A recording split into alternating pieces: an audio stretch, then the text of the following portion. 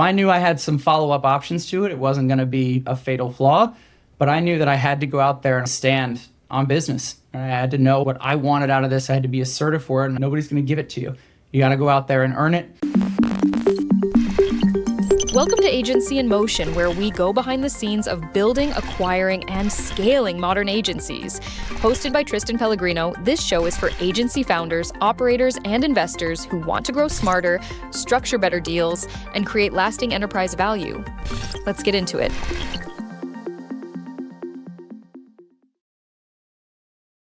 The first place I always like to start is where or when you decided that, hey, I'm going to start an agency. Knucklepuck, it was 2014, I think I saw on LinkedIn.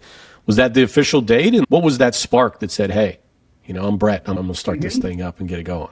Yeah, so I actually never set out with the intention of starting my own business. I learned pretty early in my career that I was not a good employee in the sense that I wanted control. I wanted to be able to say there were things that weren't getting addressed. There were things that weren't prioritized that I thought were really critical.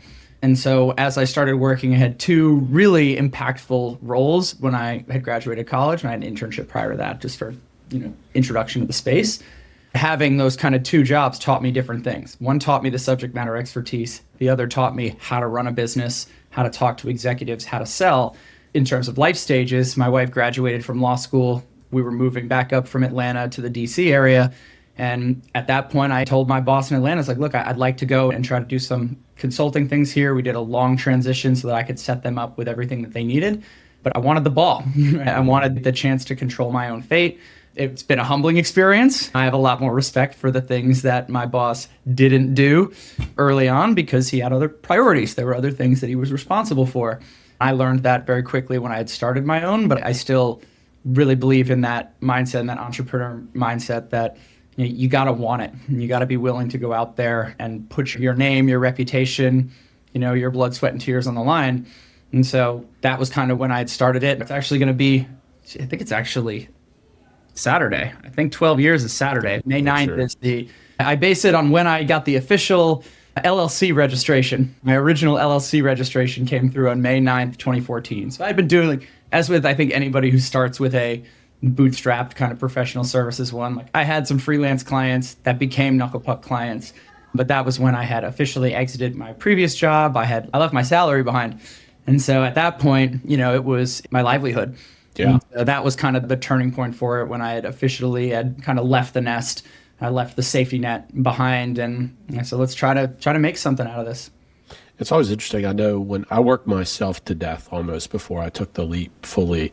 And did you fully replace your full-time income with freelance work and then make the switch to where it was a comfortable switch, or was there a dip in income? What was that transition like there? There was a little bit of a dip up front, but I also wasn't making that much. I was a director level that I don't think I was making 70 at the time, which, salaries have changed, but it was one of those where when I was still in Atlanta before we left, I had explored some other corporate jobs and some other more high-paying logos anybody would recognize. I would have made a whole lot more money than my initial years at Knucklepuck, but there's not the same overhead. There's tax advantages to owning a business that you don't have as an employee. There's things where if the business is not profitable, then my tax exposure changes, which is not the case when you're an employee. I had saved $20K was my original capital contribution into the business. So I'd saved $20K in just saved money. And then when I started the business, I think I had maybe $5-6K in recurring revenue at the time, given what I was making before, and that it wasn't too much of a difference, but it was definitely something that, once I started to have employees to support, once we had more overhead, but when it was just me and a laptop in my 400 square foot townhouse, I was 26. It was one of those things where I didn't have a whole lot of needs, which made it an easier switch. And I actually wrote an article when I was in my 20s, said 30 things I'm glad I know in my 20s. And one of the ones, the time to work really, really hard is now. Because you have less things pulling on your time, you have less responsibilities. And so that was one of the things that I did, work really hard because I believed that I would be able to offset my, modest income from my, W-2 job. And I did make sure that I had some recurring revenue and solid, reliable recurring revenue. So I wasn't taking the leap with nothing. But it was one where I think I did take a little bit of a short-term pay cut until I was able to kind of build up. But a few of these, it's like, one client, a second client at $2,500 a month, was half my salary. Yeah. That I had left behind. So it wasn't very difficult to recover. And my needs still to this day, I think one of the things I've really tried to hold on to is that my needs have stayed modest. I tell people all the time, like, I'm not out here trying to buy a boat. My big 10-year plan is to give $2 million in bonuses because I want to be able to share in that success for it. I live comfortably. We don't have excessive needs for it. And that's allowed me to run the business in a way that is not primarily financially driven. Right? We have been profitable every year except for the 2 COVID years, 20 and 21. PPP offset that. So I've run the business in a profitable way, and I've been able to pay myself a salary to support my lifestyle. But it wasn't something where, maximum profit was not my motivation. And so it made it easier for me to achieve my personal goals for the business while still recognizing that financial comp is critical, right? Like, people are not going to continue to go to their job if the paychecks stop coming. Yeah. But it was one where that wasn't the primary motivator. So I had some wiggle room. And I think, Brett, most of the folks that start an agency, it's not financially driven. It's like, I think it's pretty common. Most agency founders are really bad employees. It's like, hey, I see a way for me to do it this way, and I want to actually pursue that. And I'm kind of boxed in over here. I don't have the freedom that I need to explore and actually challenge myself. And I find that it's almost like an accidental agency owner. It's like you couldn't help yourself but to start this agency because it was just right in front of you. And I think it's interesting in your case. I mean, you got things started, naturally there is typically a dip a little bit, but like you said, you're in your 20s. You're not making like a ton of money yet. You're not at your peak performance from a financial perspective in your career. So you can afford to take those risks. I was similar too. I remember right when I got married, I didn't have $20,000, Brett. I actually took a loan from my 401k to buy a computer that I could use at home because I didn't want to use my work computer because you couldn't do freelance work on that. And so I would come home, and I was newly married, and I was working really late at night. And the desk was in our room, and it was like I was shining a light basically on my wife, and she's like, who did I just marry? Like, go to bed. What are you doing? I was like, well, no, this is the only time for me to work on this stuff. And I got to get up early and do my other thing that I don't really enjoy. And I think it's interesting, because there are a lot of early starts that feel that way. And I would ask, like, Brett, you're kind of getting the agency off the ground. You're doing a lot of this freelance work that you've pulled into like an agency perspective. When did you decide to bring on additional people? Like, what was that first employee that you brought, I feel like? It took me probably from when I started it and officially left my job to when I hired my first employee, who was a junior level employee, did not have any experience in the space, but was somebody that was a hustler. It's actually somebody who worked for me twice. She was one of the Boomerang employees. She was my first employee, worked for a number of years. Frankly, she outgrew us, went to a great in-house job for a couple of years. Knucklepuck continued to grow, and then we could afford to hire her in a role and at a comp that was befitting her skill set. And so she actually ran operations for us and helped run our marketing team for a number of years. Eventually, we went our separate ways in December of 24, but in a very amicable way where we had both given Knucklepuck everything that we could or given each other everything we could. And so it was a very kind of easy transition out at that point. That's a little side quest on great people that you have and you want to be able to retain, but also recognize when that utility starts to wane. And so I had basically hired, like I said, I hired a junior person. I had somebody who could do some of the research. These days, I don't know that I would have hired Megan. I would have been told to do it in AI. Like, I would have been told to use some of these other tools for that. But I did hire somebody who could go in there and do some of the recaps for me, who could listen and do some of the project management things that didn't require the true subject matter expertise, but were necessary for us to be able to move the clients along. And so it took them 9 months before I started to build up enough of a book of business that it was more challenging for me to manage all of this on my own. I think by the time I had hired Megan, we were probably doing $20K, $25K monthly recurring. It was one where with no overhead, like, those were great days, but that was the max of what I was going to be able to do. I was working the late nights and things that I was happy to do, But I looked at that as a chance to say, like, all right, I'm spending 40% of my time on things that do not require my level of expertise. And so I went looking for intern support. I had it as a junior role, full-time, paid FTE role, but I was just looking for somebody who could help take some of the things off my plate so I could focus in on what I needed to be able to grow Knucklepuck. But a lot of that was workload, and then the workload, by extension, allowed me to finance another role. I wanted to have something where I could go out there and know that somebody is out here, but the business remains profitable. And that's always been one of the things that's been really important to me. It's not a absolute must-have, right? It's not a mortgage the business for a down quarter, but it was something that, as we looked into this, we said, all right, your earning potential, your growth potential is going to be tied to our ability to maintain this trajectory, as is my own. And I think that was one of the things early on that I brought Megan in, and then she was with me for about like that first 9 months, and then that's when I brought my partners in. And so we did a significant hiring push after that because we brought in the additional capital. It's when we started our paid media department, which did not have any real clients at the time, but we knew it was very complementary to the SEO focus that we were really dialed in on. And so the first employee was one because I was up too late at night. Yeah. One of those, like I just needed that help. I needed a little bit of that help. Yeah. You brought up where I want to really explore. You have an employee, and then you're growing. You're adding expertise to the team. But then, like you mentioned, you decide to bring on investors or other partners. What sparked that moment in your journey? I did not seek them out.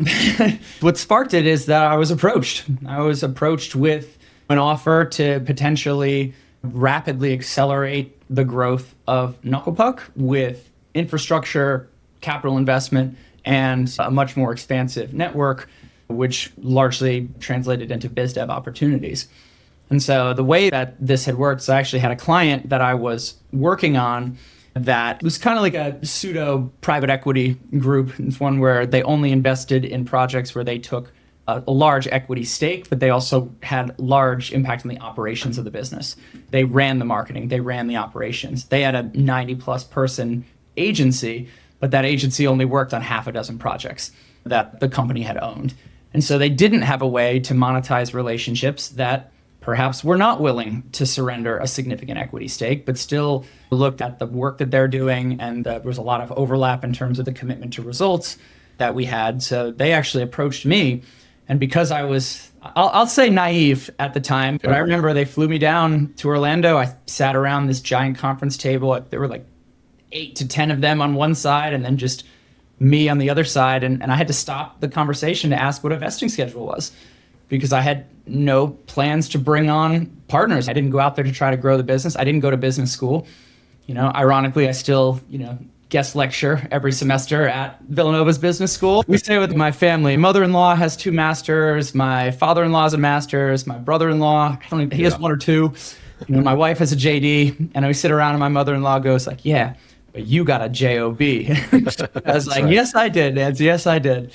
And so that was the one where I didn't come into it with a major growth. I wanted to be able to do good SEO work. I wanted to be able to say, hey, if there's an opportunity here, I don't want to hear that like we're out of time, we're out of resources. I want to capture that opportunity. And I think that is what really kind of stood out to them. I actually had tremendous results for one of their projects, that had taken from 30,000 or so organic visits a month to 180,000 within like less than 2 years. And so they had seen significant growth from it. They had seen the proof in my approach to managing these channels. And so they came to me and said, hey, like, would you be interested in this? They didn't put a hard sell on. Spoiler alert, we end up separating as partners, but throughout the way, like they were supportive. They didn't pressure me into this, but they did bring a really interesting offer because I didn't have much of a business to buy. It was me and my junior employee. We had some decent recurring revenue for it, but not something that you were going to see on multiples in a traditional acquisition, but they wanted to be able to get in kind of on the ground floor of what I was building. And so, and Brett, real quick, one question. You don't have to go into the exact number, but how did they value your business at that early stage? I'm curious how that worked. Yeah, so I think we really looked less about valuing the existing business and more about the potential for the new business. And so for mine, I didn't have a buyout in the sense that they didn't bring money in. But I think it was I took 160K was in the business and retained cash. That kind of became my buyout because we started a brand new business and they took on 100% of the financial liability. Okay. To go back to your original question, like, what got me to pay attention was the fact that I was going to be able to invest aggressively in the growth of this business. I was going to be able to hire people that would have taken me a long time to hire with the bootstrap plan that I originally had. I had the cash, the windfall that I received was the cash in the business, but then we had like a $4 million pro forma over the first 3 years or so, the investments that we were going to make. We got the office space and the full build out. And so I was able to go from kind of freelance plus, right? Like I was a business, I was an LLC. We had contracts with a logo at the top, but it wasn't really a blown out business with multiple functions. It was still a lot of me running pretty much everything. And so we really looked at the value of what we could build together. And that was more of the driving force behind my decision to accept the deal, because there really wasn't much of a business to value. Yeah. And so like they said, come to me and said, you got something going here. Like what if you could hire a bunch of people that weren't a junior employee who is learning the ropes on the fly? What if you could actually go out there and hire some legitimate expertise? What if you could go sell your SEO clients on taking over their paid media and taking over those management fees? And so that's where we looked at what the company could grow. We looked at the investments that we were going to be able to make to get there. And what made it also really, really powerful was that they had some relationships that were ready to go. I think that may have been more of their driving force behind approaching me, is they had some relationships that said, hey, like we're not selling you a stake in the business, but we'd really like to work with you. We have significant budget from our PE backers to be able to do this. And so I got to look at projects that were ready for us to do. I got to look at the team that I was going to be able to build. That was my aspiration, probably 3 to 5 years down the line, to be able to have to get the team up to 10 to 12 people. The way that I looked at it is I got to accelerate the growth of the business. And that's what I then had to compare against what I was giving up, which was my majority stake. So tell me about that. So you got folks that come in, they're investors.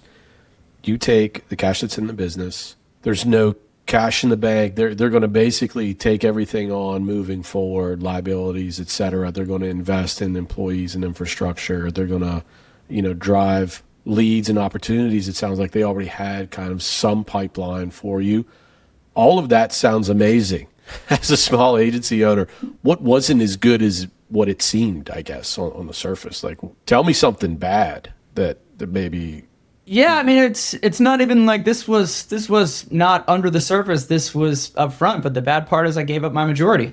Yeah. The way that this deal was set up was, I ended up having, with the vesting schedule, I own 30%, at my fully vested, but I gave up majority and I gave up board control.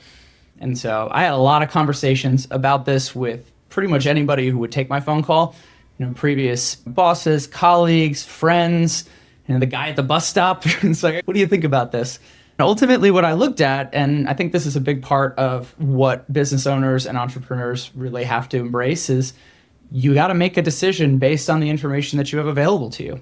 The simplified version is I looked at it and I said, fast forward 5 years.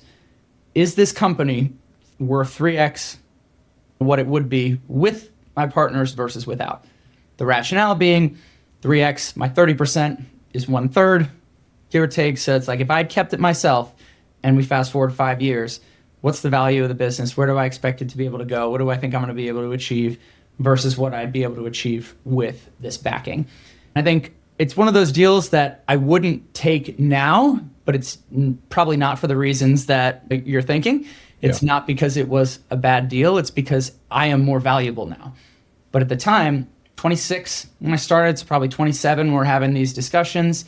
Didn't go to business school, didn't know the infrastructure, didn't know how to really do this. And I felt confident that I would figure it out, but I had not done it before.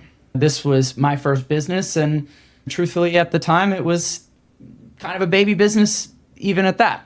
Yeah. When I looked at it, I kind of looked at more than just the financial and just what the majority stake looked like.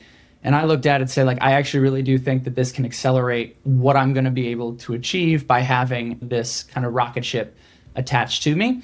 And one thing that I've gotten more explicit in my understanding of this concept, but I have always kind of known it intuitively that you can always change the deal. Like you can always go back and renegotiate. You may not always win. You may not always get what you want. You may have to sacrifice things for it. But this isn't a blood oath. We talked about it a little earlier. Like these transactions happen all the time.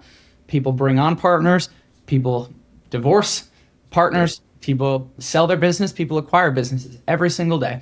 I'm in a group that I joined this year that all we do is talk about small businesses that we could potentially buy. The boomer generation starting to retire. They've built a lot of really successful businesses. These transactions happen every single day. And so I also kind of looked at it and said, hey, if this goes to shit, I'll fight a different fight. I'll go out there and I'll try to correct my circumstances, which is ultimately what I think good entrepreneurs do every day. You're negotiating, you're gathering new data, you're renegotiating. You're establishing your position. That position either strengthens or weakens given new data coming into the system. And that's why I look at it. We're at the time. I don't regret the decision. Yeah. A great quote from Bond movie. It's like you ask the M character, Judi Dench's character, if she has any regrets. She says, no, regrets are unprofessional. And I kind of felt the same way with it. It's like, because you can't go back. I can't go back and make a different decision. And if I say, hey, if you could go back, it's like in this hypothetical that people love to ask in interviews. And it's like, sure, but like, do I have all the same info? Like, am I going back with what I know now, or am I going back with what I knew at the time? And what I knew at the time was information that I felt indicated a good deal for me. Even if I think about it now, if I'm mid-20s, late 20s, and I'm presented with that opportunity, even where I am now in my career, if I put myself back in that position, I'd probably take that deal. Mm-hmm. I don't think like the math equation just on a napkin that you just presented, it's like where, agencies that are starting out, you're capital starved, right? Mm-hmm. So like if someone can give you capital to get the team in place, especially 2017 that this was happening? 2015. We closed in, I think, August 1st, 2015. Okay. We closed the new business. Yeah. So, I mean, this is before COVID. I mean, this is the height of where you have to have talent in order to grow. That's pretty much everything for an agency. I mean, it still is, but even then it was even more of a case. And it's like, how do you get the right people in the right seats as quickly as possible? That's how you grow. And if you had not gone down that path, you're probably struggling to get capital, and you're trying to, an agency can only grow as fast as the capital coming in. Mm-hmm. And unless you do take outside investment, and then like you said, depending on what you do take from an investment standpoint, that's what you give up. It's a classic give and take. And I think because you did that deal, you had that experience and you felt the process of losing control. And then it sounds like your opinion changed, or you had to flip that, right? So you're going through this scenario where you have investments, an investor that has provided some pipeline and opportunities. You have a team that's growing. When did you start to flip it around and say, hey, maybe I want to go the other way now? Yeah, so I think what's interesting here, and to put some of it in perspective, which is impactful, is one of the deals that they brought in, like at the time I mentioned earlier, I think we were about $25K a month in recurring revenue, somewhere around that area, I forget the exact number. One of the projects that they brought in right away was $64,000 a month. And so all of a sudden, now we have revenue coming in. Now we have kind of the backing of the capital investment to grow the team, but we're also able to pay for it largely through revenue. And so that was a great project for us, but it was one where when we had looked at it, we had kind of talked about it of being like a joint effort, that they were going to offer more of their kind of infrastructure and support. We were really just focused on SEO, but we ended up hiring web development resources and content writing resources and paid media. But there were still things from like conversion rate optimization, analytics, some of these things that I wasn't going to go out and hire a full-time person for, but we had some infrastructure to actually support. During all that, the support didn't really come through, at least not in the way that I had expected or that I had felt was part of the deal. And it's like, help me win for this. Help me keep this project. Help me grow so that we can say we've kept this project at that significant retainer rate for many, many years. And so I started to become a little bit jaded and disenfranchised by the fact that they were investors. And that's something that I learned. It's something that people told me ahead of time. It was like, don't expect them to care about the business the way that you do. And I don't mean that in a disparaging way. I mean that it was still my business. It was the one that I was responsible for its success. And so that was something where I was still doing a lot of the work for it. But a lot of what actually changed the dynamic considerably, and it's really wild how a single person or a small group of people can have an outsized impact. But there was one person that they had put on my board who I will never work with again in any capacity. You could offer me $1 million to spend 1 week with this guy and I'll turn it down. This was just somebody who came in, did not have our best interests at heart. At one point, he took clients away from us for a side kind of project that he was going at. Even before I came back and I said, I want to renegotiate our cap table here, I had to sit down with the other owners. I had to wait to the end of a quarterly board meeting and say, I need 10 minutes with owners only. They appointed some folks to the board, one of which being this person that was really, really challenging. And I had to sit down and I was like, it's him or me. Like, I cannot coexist with this person. This is something like you invested in Knucklepuck because of the direction that you want me to take it. This person provided some support early on in getting some of the infrastructure set up, but he never let go of the reins. And it became really challenging to work with to the point where my job, which was already extremely difficult and early stage startup, trying to make sure that we can deliver on this, it just made it untenable. And so that was one of the big parts of what started the process for me, is knowing that I need there are sirens going off in my head. There are red flags going off about my future and the future of this business if I'm not able to resolve this personality conflict. And so I got him removed from the board. That never went away. That bad taste in my mouth never went away. And I think I was a shitty employee. I was an arrogant employee. I think arrogance is a weapon and a curse for good entrepreneurs, because I went back in there. It's like, I'm not doing this anymore. You already showed me kind of where things matter. My eyes are open now. There's no kind of things shrouded in mystery or in goodwill. And I looked at it and I sat down and I said, what are they actually bringing to the table now? Because the capital investment that I mentioned before, the $4 million pro forma, never materialized because we had this massive client. But then when money started to get tight, I was like, all right, well, are we going to have the ability to give me kind of a bridge to keep things going? And they were like, yeah, you're on your own. So when those things started coming through, like when things were good, everybody was happy. When things started to get tight, the cracks in the walls started to appear. Yeah. But it was still, there wasn't a toxic relationship outside of that one individual. Still had a good relationship with my partners, which is why at the end of 2019, which was a banner year for us, record revenue, record profit numbers for us. And I went at the end, I was like, look, I don't want this to be a hard sell. I don't want to feel like this is putting the squeeze on you, but I want you to know I'm not going to continue to operate as a minority partner in my own business. And so I introduced that early on so that I could kind of put them on notice. I said, I'm going to come back to you in the next 90 days with a more formal plan, but I don't want you to turn around and be like, oh, Brett, where is this coming from? Right. I had no idea that you were unhappy. I had no idea that you wanted something different. I was like, no, I'm going to tell you how I feel. I'm going to put it out there. I'm going to sign my name to it at the bottom. And that was the situation where I started to say, I want control back. That situation with the board member exposed the key risk in my mind, which is that somebody else was going to be able to steer my plane into the ground. Yeah. So I kind of introduced that. We had conversations. It took us a year to come to terms and kind of got to almost an ultimatum point at the end. But eventually I knew that for me to continue to operate in this environment, I needed circumstances that were more preferable to me. I needed to change the rules to benefit me, or I knew that I was going to change the rules by leaving.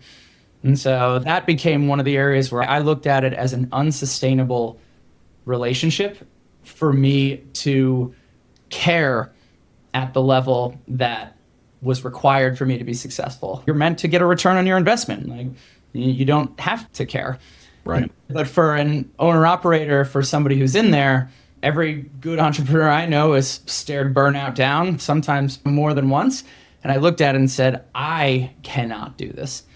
I cannot continue to put the 60, 70, 80 hours a week in that it requires to make this successful, given these dynamics.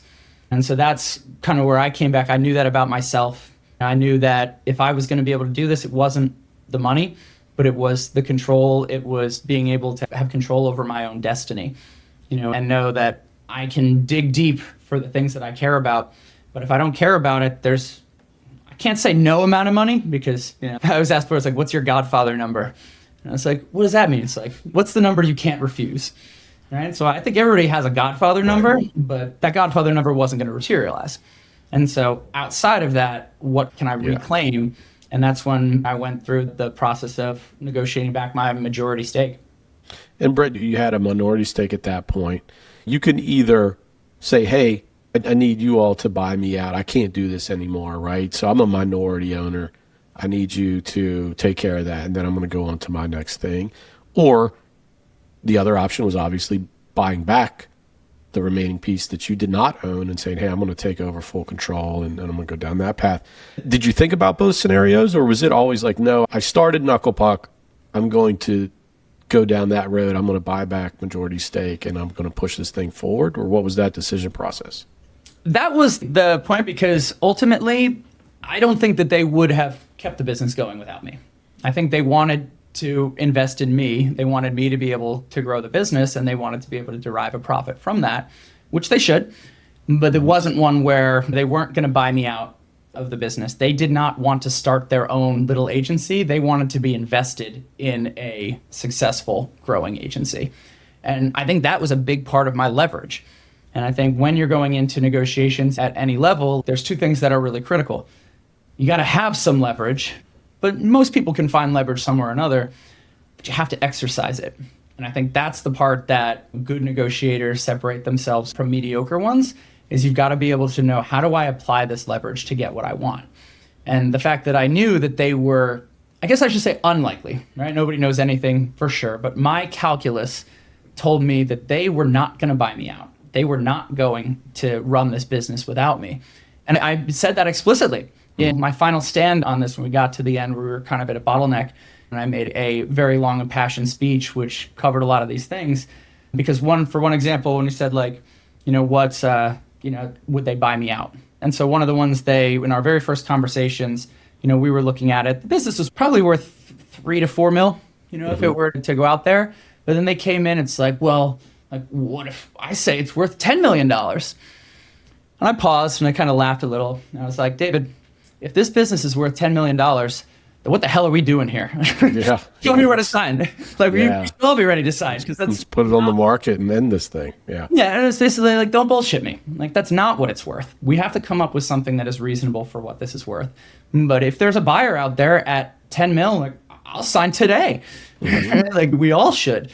But that was the one where I, trying to see like where we were at. That is one of the ones where acquisition targets for agencies, typically you want to see them over probably 5 million EBITDA for it to be for in general market, right? You can try to find buyers anywhere. You can find personal ones. But if I were to go out there as Johnny Nobody, no reputation, no relationships driving the transaction, it's like we were not big enough to really be an attractive target for an outside acquirer.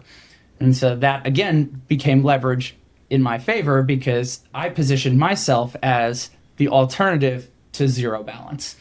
And almost the reverse of what I described earlier, where I made the decision of, can this business be worth 3x with my partners? It's like, would you rather have a third of what you're getting now, or would you rather have zero of what you're getting now? And because we were already debt-free, I had paid off all of their capital contributions. We owed them no money. So at that point, it really wasn't something where their contributions were extremely limited. And so I looked at it and said, I want it back. And you can retain 20%, but I'm going to get the majority of this business back. But with that majority, I'm going to drive the business and let it be successful for years to come. In the absence of that, I'll go back to work tomorrow. I'll probably be here next week. How did you structure that deal? Because I can't imagine you're going to offer cash at close for that piece of it. Like, there's going to be some kind of earn out. There's going to be a schedule to it. Like, how did you're coming back, right? You had that early experience where you were younger.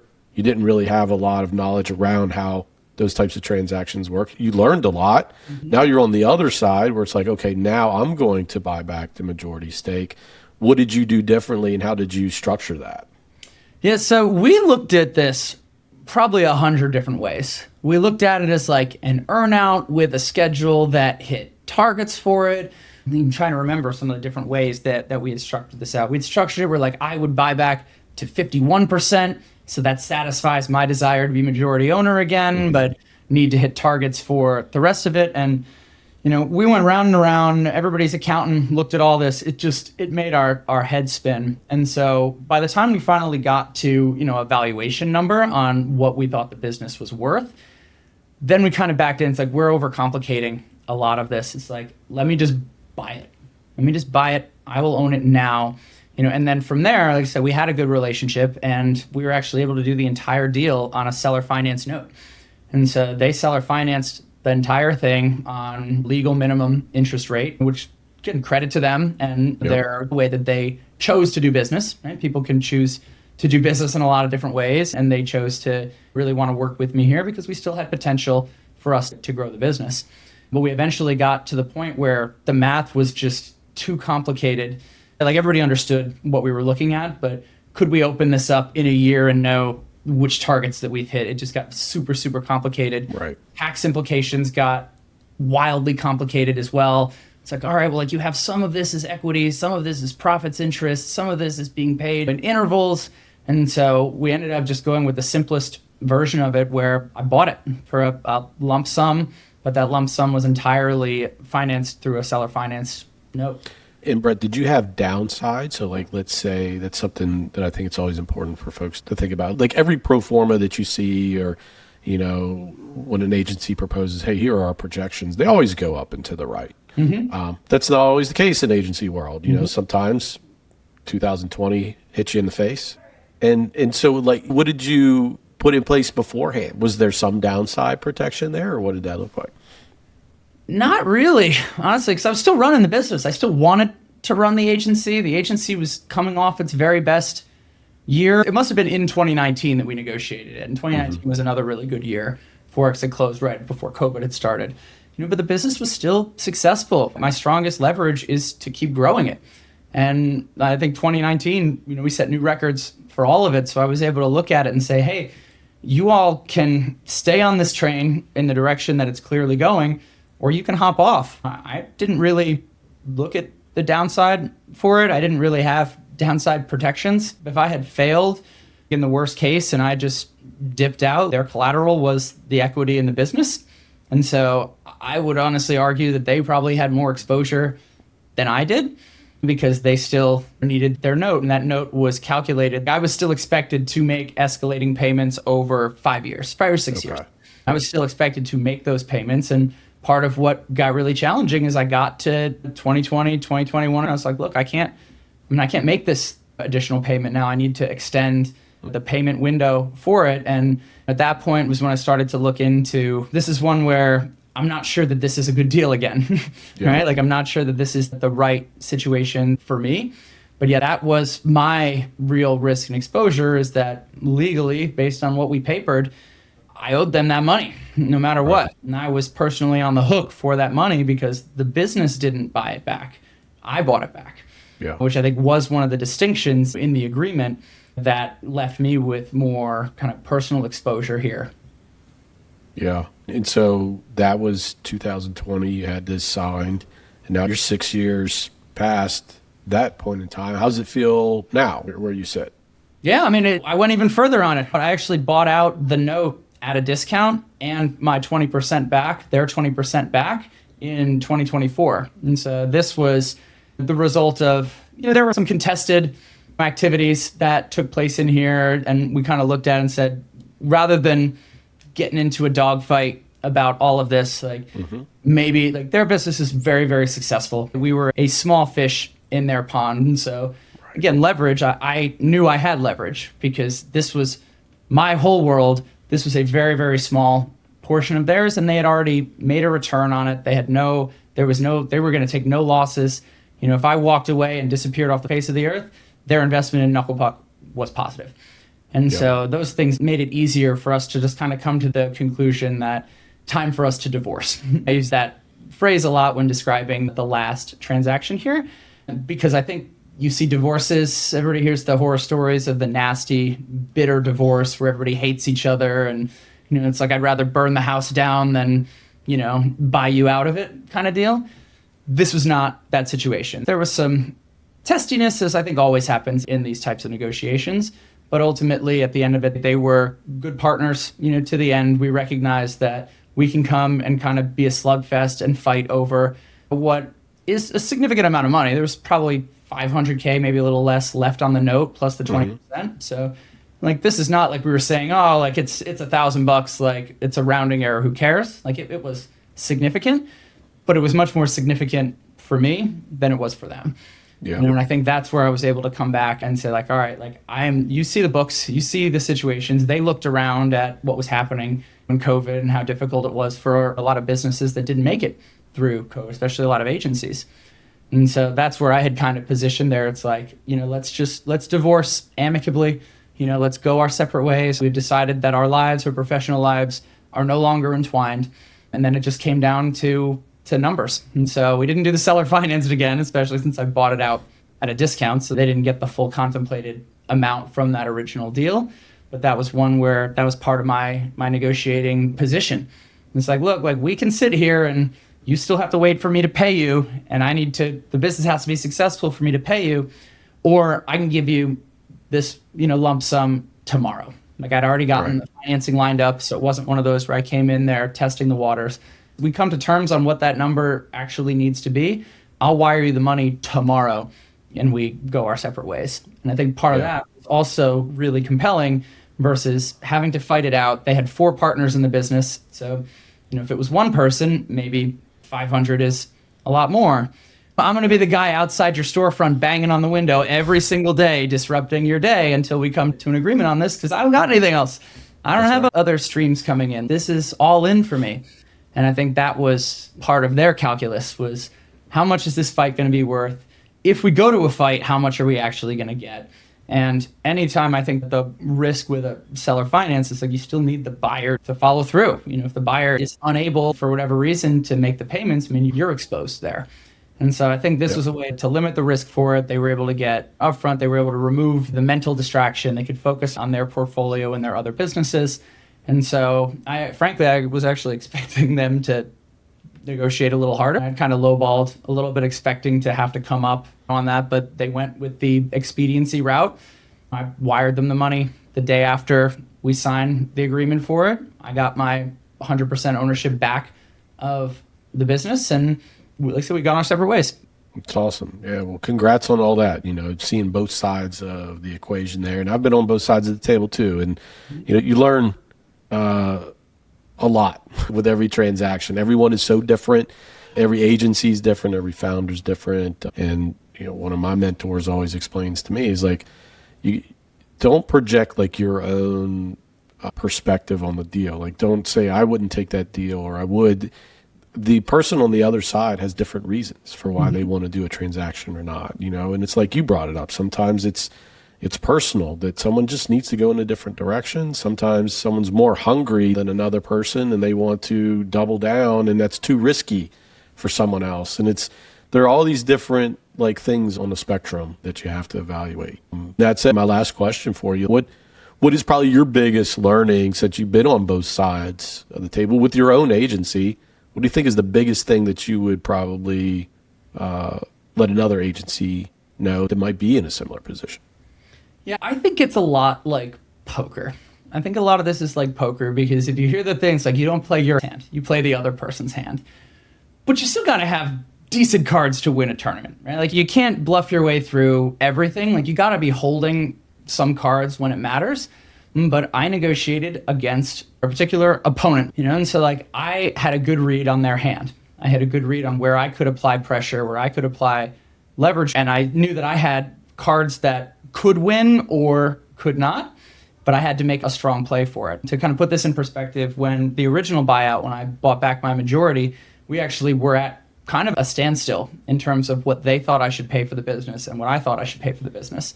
And we were off by probably, I think, $450K. A lot of money, especially for, me as the individual in here. And I actually came down at the end and walked in and I told them, I need a meeting. I'm going to be in your office on Thursday. Get a conference room and be available for me. Didn't give them any context for it, intentionally so. But I went down there, didn't say anything. I sat down. I had an unmarked manila folder sitting on the top of the table. And I went through this, like I said before, an impassioned speech about like what drives me in this business.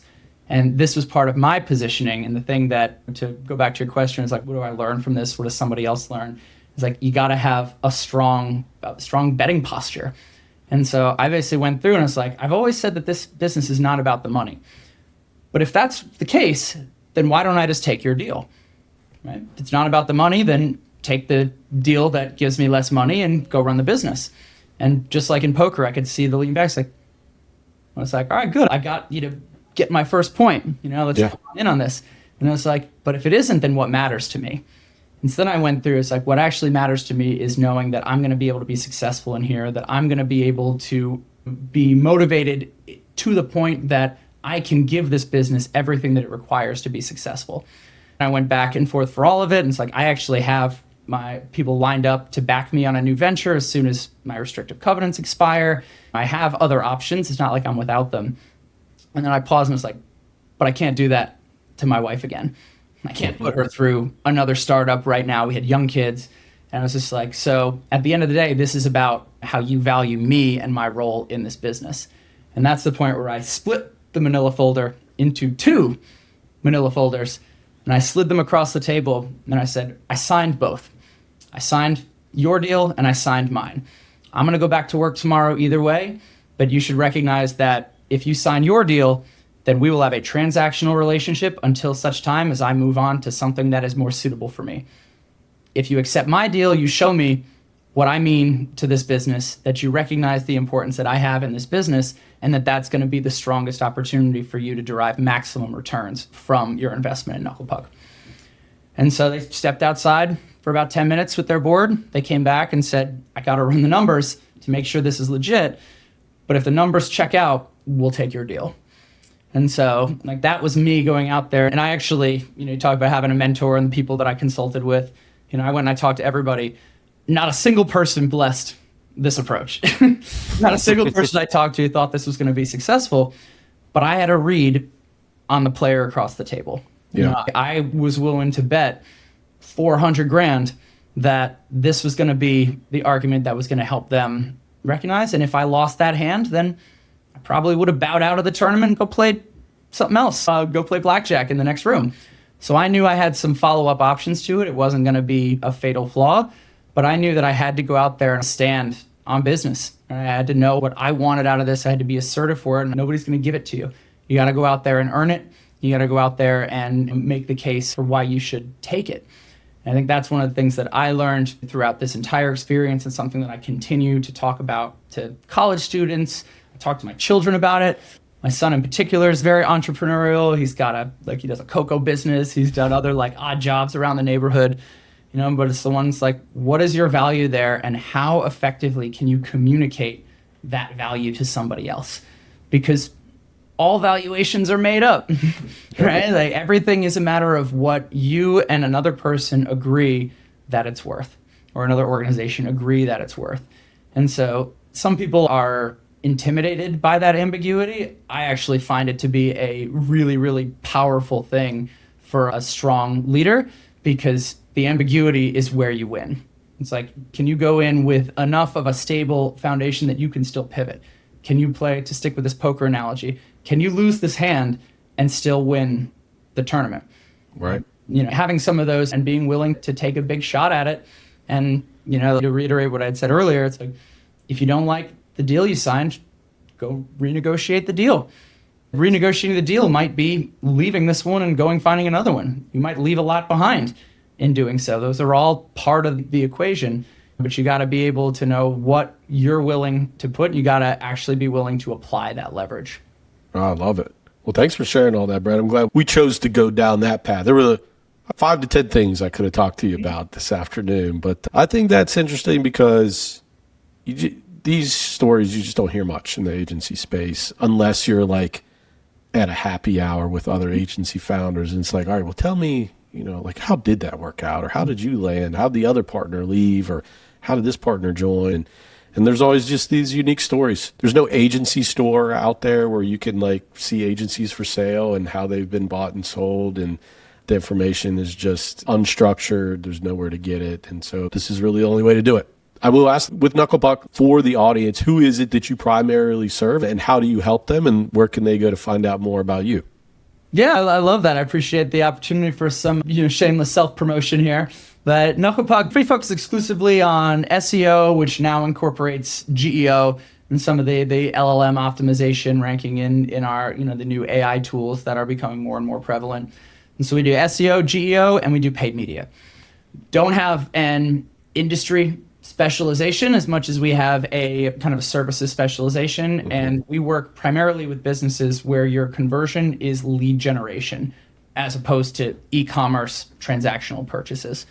And so we're talking booking an appointment, scheduling a demo, contact us, ones that we're able to go out there and capture leads that are going to help feed into your pipeline. And that pipeline typically is a longer sales cycle, more of a higher consideration purchase. A lot of SaaS companies, but also ones like dental practices or moving companies that maybe aren't high consideration, but they need to be done right. You're dealing with your personal health. You're dealing with all of your belongings. And so we really have kind of dialed into that being really where we shine. Is knowing that we're going to be able to go out there, we're going to be able to attract your qualified users, and then we're going to be able to convert them so that they become qualified leads in your pipeline.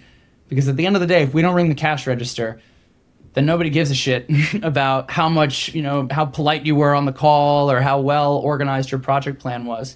And so we really focus in on that conversion element and knowing that this is the type of conversion that we know how to drive.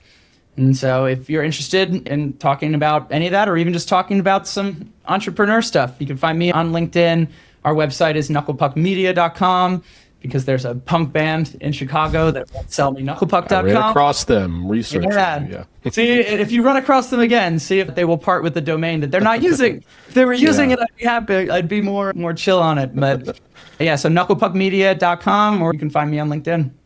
All right. Well, Brett, thanks for your time, man. We're going to chat again real soon, but this was good. I'll get this information out there, but the people are going to enjoy it.